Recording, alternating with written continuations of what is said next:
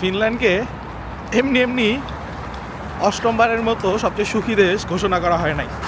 আজকে একটা মজার বিষয় আপনাদের সাথে শেয়ার করি। আপনারা হয়তো গতদিন বা তার আগের দিন দেখছেন যে জেলেনস্কি আসছিল ফিনল্যান্ডে কিছু অর্থ তহবিল সংগ্রহ করতে।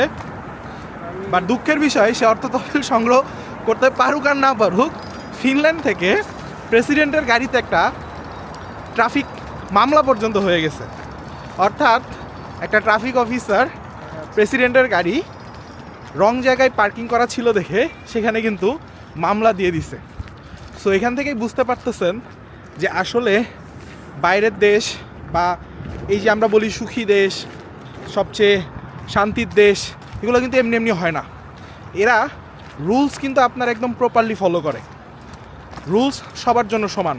এবং ফিনল্যান্ডে কিন্তু এই থিওরি ওরা শুধুমাত্র রুলস অ্যান্ড রেগুলেশনের জন্যও না, ওরা কিন্তু অন্যান্য সব কিছুর জন্যও এই কাজটা করে থাকে।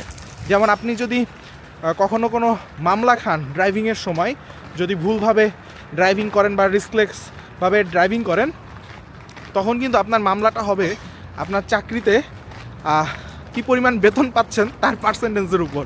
অর্থাৎ আপনি যদি কম টাকার বেতনের চাকরি করেন, আপনার মামলা কিন্তু কম টাকার। বেশি টাকার বেতনের চাকরি করলে মামলা কিন্তু বেশি টাকার। সো যাই হোক, ফিনল্যান্ডকে আবার অভিনন্দন অষ্টমবারের মতো সবচেয়ে সুখী দেশ হওয়ার জন্য।